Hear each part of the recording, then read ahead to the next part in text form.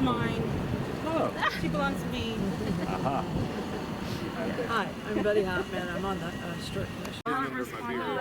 Yeah, Captain George. No, that's all right. It's okay. That's the patriarch of the family. Whatever it is. I know, but there's a George A. Both of them are George. One's George A. Jr. and one's George A. This is George A. Right here. You see, it's got a book on top. Yeah, it's really a nice marker. And this tall marker is actually for a man named Barry, like strawberry, Barry Merchant. And today is the first time I saw, but on the marker itself it says Reverend, R-E-V, R-E-V-B Merchant. So, but I have a little story I'd like to read because it's from his diary. And he says, in 1871, I sold out and came to this place of Rockport with comparatively nothing. But here I bought a lot and built a house upon it. And then I took charge of the lumber yard for Mr. Richards, which I ran for 2 years. In the meantime, I was elected Justice of the Peace for Precinct 2. And then also I was elected to the office of City Assessor and Collector for 3 years. This guy's busy, isn't he? At the beginning of this year, 1878, I was elected mayor of the city and held that position as well as county commissioner. Then I was elected Chief Justice by the county to fill an unexpired term. On the first day of January 1875, I opened a grocery store on Austin Street at the foot of St. Mary's Street. And having bought this house and lot, I paid for it.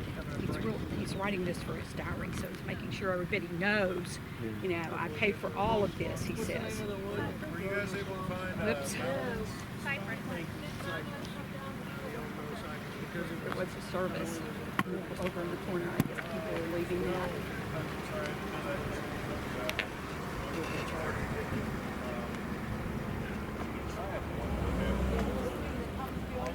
Then he sort of waxes eloquent. He says, here on Aransas Bay, where we have magnificent Morgan steamers, you know, we had steamships that came in here all the time, and other vessels, it's beyond doubt that this is one of the best and balmiest climates that I ever saw. I think he's the Chamber of Commerce. What do you think?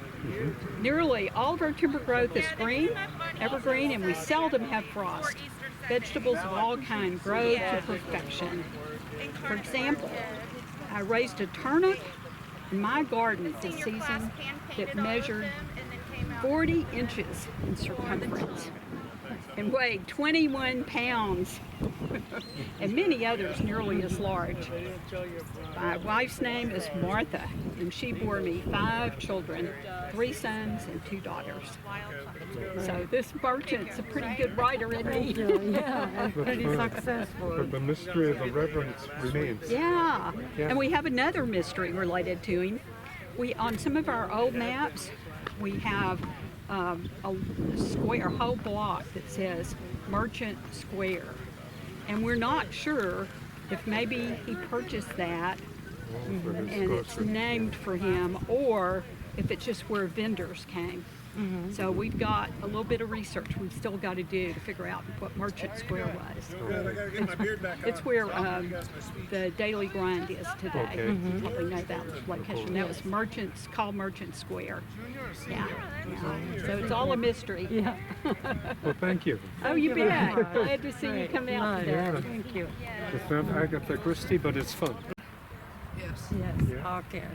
Okay, so my character's name is James Hoops. He was a local businessman and land developer, but in the Civil War, he was a captain in the Union forces.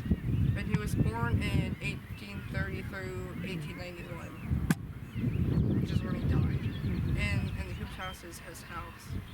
So how old was he when he died?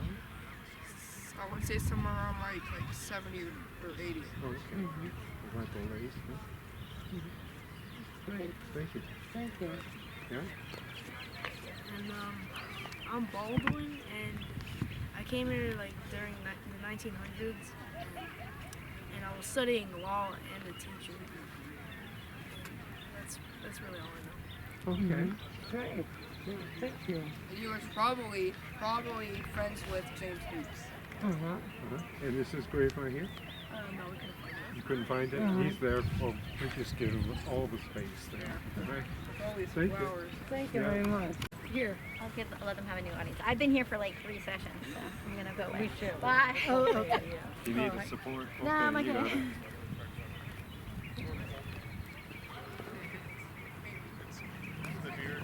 So Simon Sorensen and Josephine Sorensen were my great-grandparents. Their oldest son was my grandfather, John Sorensen. And Simon came here about 1866 at 16 years old. He was a seaman on a Danish ship. When they arrived in Corpus, he had malaria. And while he was recovering on shore, his ship left. And it's beginning to sound trite because I've said it so many times, but I'm here because he had malaria. And he, it tells you a little bit about him on the handout, but he had, did I ask you if you're familiar with Coastal Mercantile downtown? No. That was his store. He started it in 1888. It was, when he first started, it was a wooden building. It burned with almost all of the wooden buildings in downtown Rockport in 1891. And then he rebuilt it as a 2-story brick building, which burned again in 1895. Rockport had a lot of fires.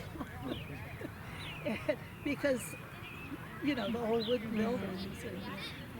But, no, I forgot.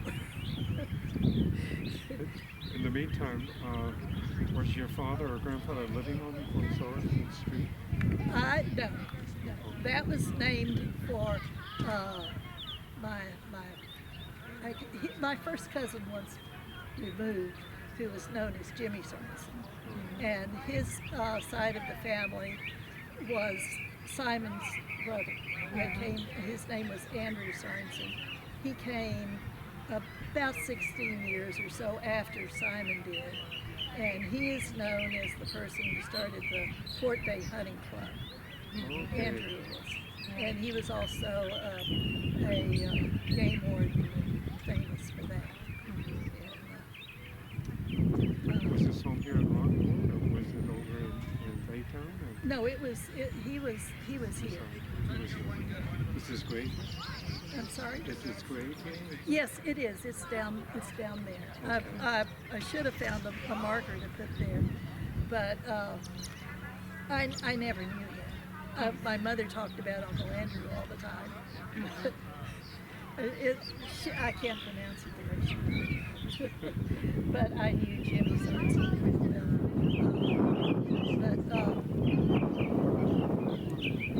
I'm trying to think of what I haven't told you.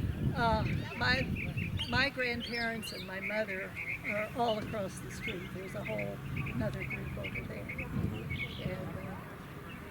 And this is a lovely cemetery. I've been here, working here with my grandmother in the 1940s when she was president of the Cemetery Association.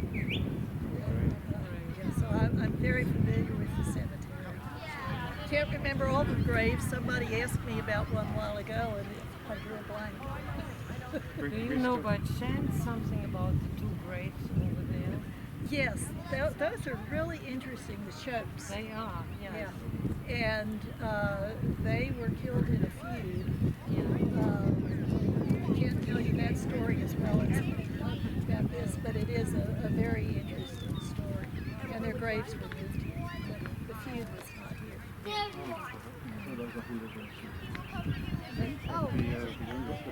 Historical Society, have they more information? So, on 4 the days? brothers? Oh, yes. Yeah, in fact, if you look up CHOAT, and if it's not all rubbed off, there was information on the tops of those. went to a school called Church Ah. by coincidence. I'm not sure where the name comes from. Where was it? It was in Connecticut, just north of Hartford, so 20 minutes, half hour out of Hartford. Are you still on the East Coast, or have you moved to Rock? No. We came here in '84, I guess it was. Oh, okay. So no, it's home. We spent also a lot of time in Europe. Doris is from Germany, so there's family there. So between the two, Well, Shut- I'm glad you're here. Me One too. more short question. He was a Mason too? I'm sorry? He was a Mason? I see that. Yes, he was a Mason. Yeah. Yeah. This part of the cemetery is called the Masonic Park, and most of the Masons who died, I don't know when it stopped, but there are a lot of Masonic graves here. By this side, did you miss this area? This area, from there down to that road down there is called the Old Park, and that's of the cemetery. That's where the oldest graves are. Thank you so very much. Well, I hope I gave you some good You information. You did, have. certainly. You have two good leads to go on to. Thank you. Thank you very much. To read all of it. Just tell her. Okay. He was a German, and he arrived in 1845. And there was guidebooks. He made his own guidebook for immigrants to make immigrants want to come to Texas. And then he also wanted to build a railroad in Mexico. And he also made steamships from Texas to New York to New Orleans. He raised his children, and I don't know his wife's name. So it's Herbert Brock. Is that him? No, his wife is right here. He is right here, Victor Brock. Oh, Victor. Oh, okay. Well, if he came And he early. was also a postmaster and a marketing. Great. And his wife was buried in 1904. He came early to the States from Germany in the 40s. You have a German hat. Yeah. Yeah, I can see that. Great. Are you related to the guy? No. No? No? Thank you. Okay, thank you very much. Board for the Rochester-Fulton Chamber of Commerce. This is David Means Picton. He was born in 1864 during the Civil War in Mobile, Alabama. During the war, Mobile was fairly dangerous, so they moved to where his mother's family was from in New Orleans for the rest of the war. As a child, they moved to Texas, where he worked odd jobs up until when he started DM Picton Maritime. So his company was a jetty builder and also breakwaters. So if you see this material, it's the same type of material that is at the Port Aransas jetties. So that came from Marble Falls, west of Austin. So his company built jetties in Port Aransas, at the mouth of the Colorado River, the Brazos River, and the Sabine River. Their business operations were out of Port Arthur, but the family has lived here the whole time. There's actually still several generations living here, and they've got young kids, so I would say they're going to keep living here for quite a while. In the approach to World War I, shipping got very busy up and down the coast, and he started Picton Towboat Company. He passed away in 1937, and his family's been involved in banking and construction materials. Currently in Aransas Pass, there's a company called Coast Materials, and his descendant Claire Haynes Picton, she runs those operations. That'll keep going for quite a while as well. How are you all? Doing well, Chad. Thank you. Thank you very much. Yes, sir. Would you know if he was also a Mason? I would imagine it would be on his tombstone, and I don't see You any don't see it? Masonic. Oh. Did you see the Mason on the tombstone down there? Yes. Yeah, Sorensen? Or, Yes, or I said yes, I did. Yeah. Are you a Mason? No, sir. No, my grandfather was, and that's the only connection at all. Well, have y'all been? Really good. Good to see you. Welcome. So this right here is the grave of Connie Hagar. If you don't know who she is, she was often referred to as the Bird Lady of Rockport by local residents. She was a self-taught ornithologist, and she was a catalyst for putting Rockport on the map as far as like being a bird community in general. So she came down here in 1934 with her husband Jack. They bought up some cottages in town. They're called. It was called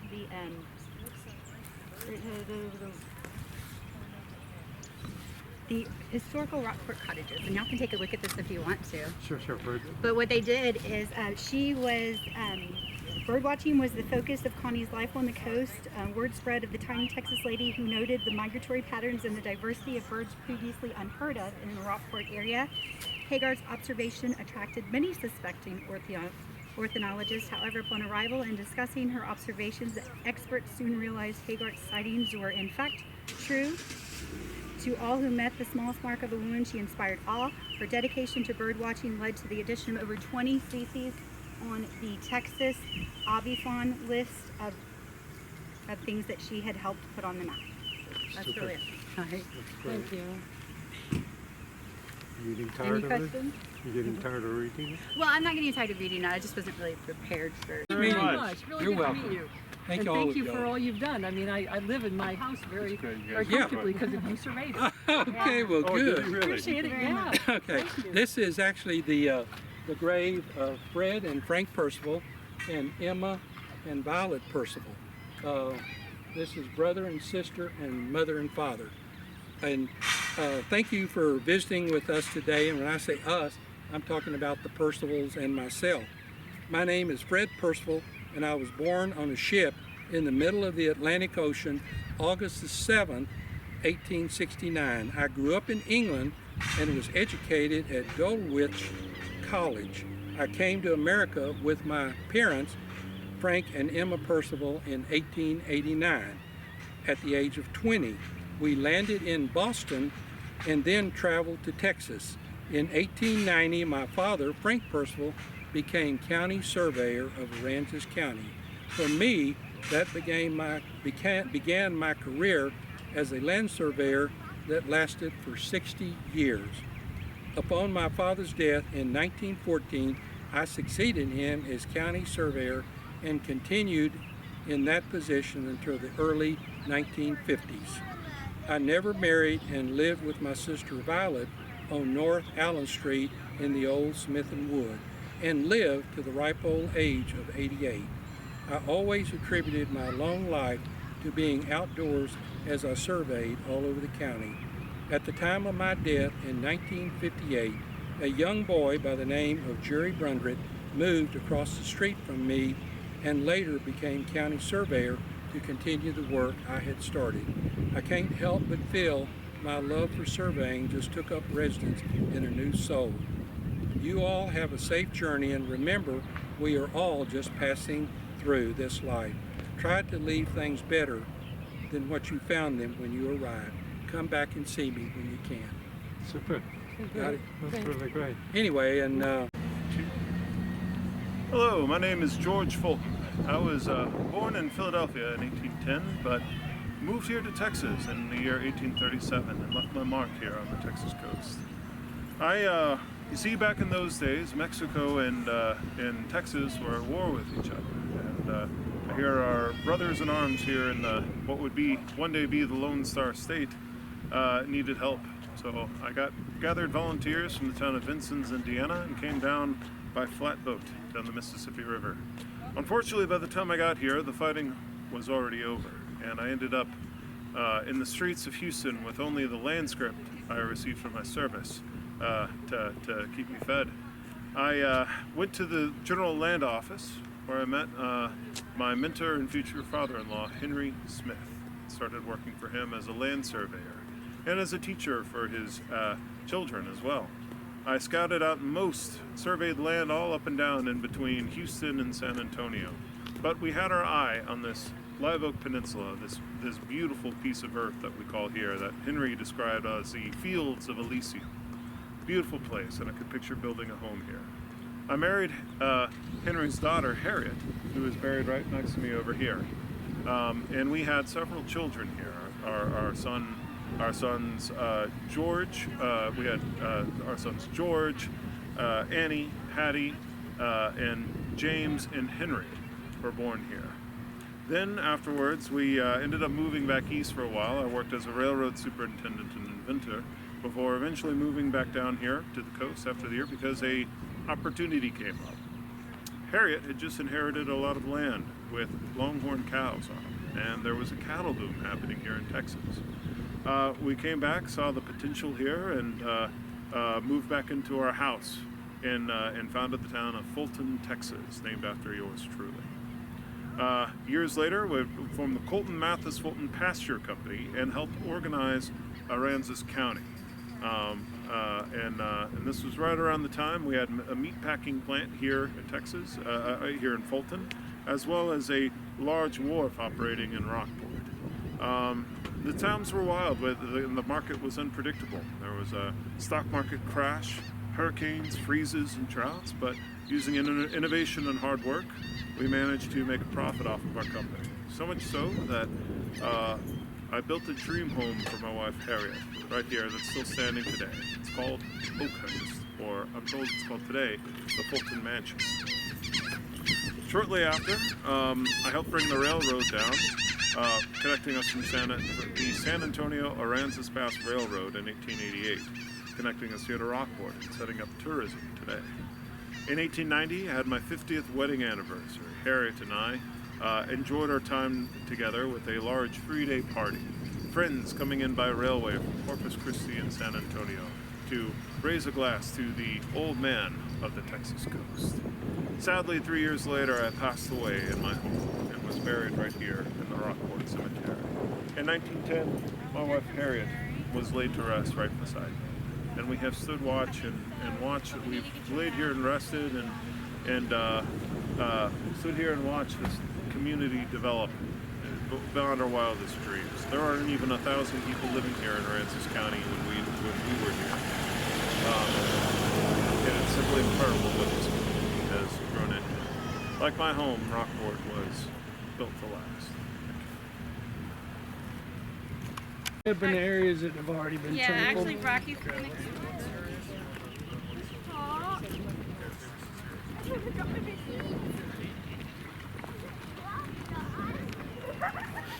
So this is the Bailey area, everything inside of the concrete that you see.